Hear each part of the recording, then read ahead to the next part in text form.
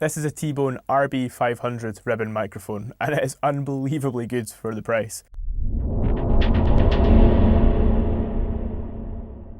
The RB500 is sold by Thomann over in Germany, and it's obviously been designed to look like some more well-known microphones. The yoke-style mount and the large mesh top are quite similar to the classic RCA R44 or the newer AEA R84, and the shape and colour scheme also feel like a bit of a nod to the Sony C38B. The microphone usually comes with a 1.5 metre cable with an XLR connector on the end. I have shortened mine slightly just to make it easier for switching this out with other microphones. And it also comes with this handy storage pouch as well for transport, storage, or for just putting on top of the microphone when you're not using it, which can help to prolong the life of the ribbon. The microphone itself has a figure-of-8 pickup pattern, which means that it picks up sound from both sides of the diaphragm, and it's got a nice roll off at about 15 kHz as well, which makes it sound a bit warmer and softer compared to microphones you might have used before. Like all ribbon microphones, the ribbon itself inside the mic is quite delicate, so if you're using it in front of a kick drum or for vocals or anything that moves a lot of air, it's worth pointing it off axis and using a pop shield to protect the ribbon. Anyway, let's hear how this thing sounds. For each mic position, I'll also be comparing this microphone alongside the Coles 4038 and the AEA R84, just so you can see how it sounds compared to high-level ribbon microphones. Each recording will start with a full fader balance of all the microphones, will then be an isolated recording of the RB500 in its respective position, and then a comparison alongside the other microphones. For this next section, I'd recommend using good quality headphones or speakers just so you can hear the detail of each of these microphones. For a reference, I'm not using any outboard gear or external effects. Everything that you hear is totally unmixed and dry. So firstly, we'll start with some common mono microphone positions, and we'll kick this off with a mono overhead position.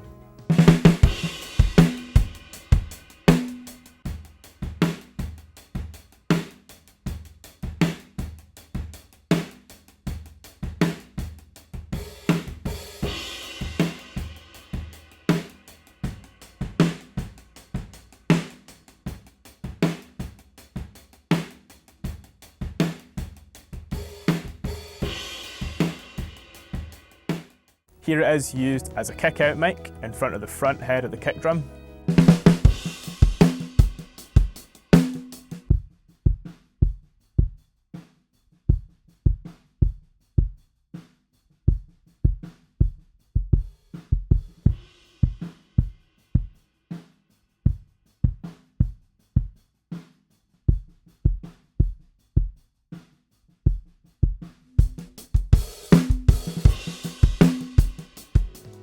Here it is as a mono room microphone, placed about 6 feet in front of the drum kit.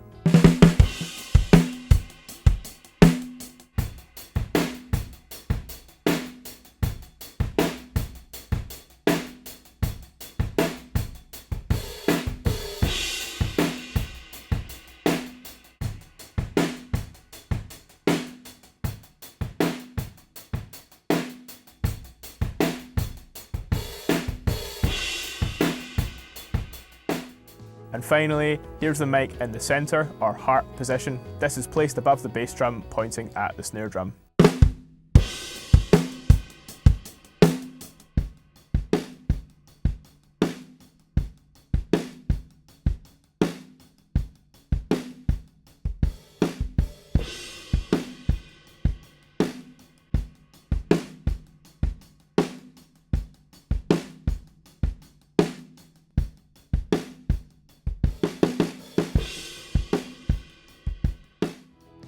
As you can hear, pretty impressive, or so I think anyway. I really love how this microphone sounds as a kick-out mic. It captures a lot of sub and warmth off the front of the bass drum, and I think it's better than the R84 in this position, genuinely. So now we'll move on to some common stereo miking positions, and we'll kick this off with an overhead spaced pair.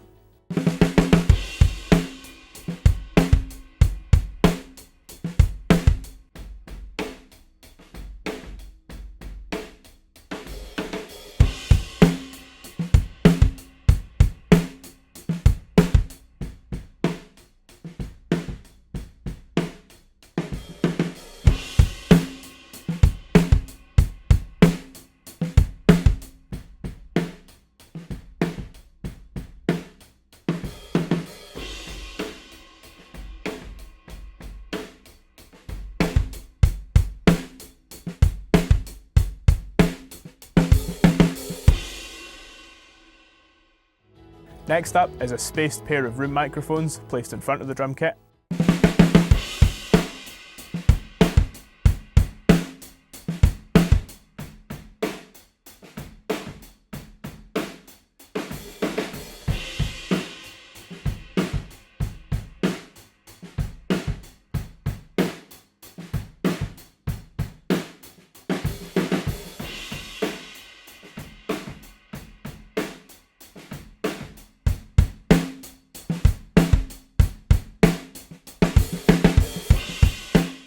Next up, here's the microphones as room mics in a Blum line configuration.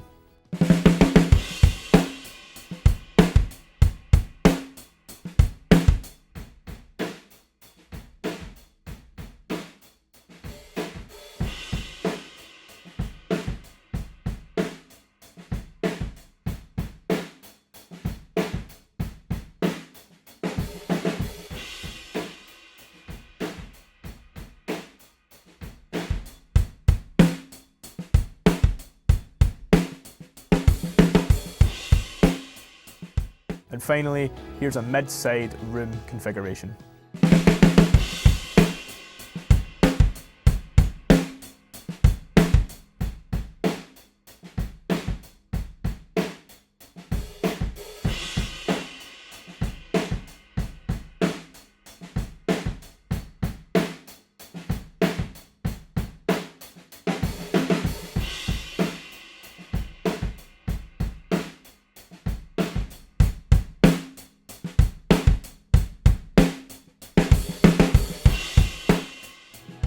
So there you have it. Not a lot of difference between the RB500 and the other microphones, which genuinely cost about 10 times the price.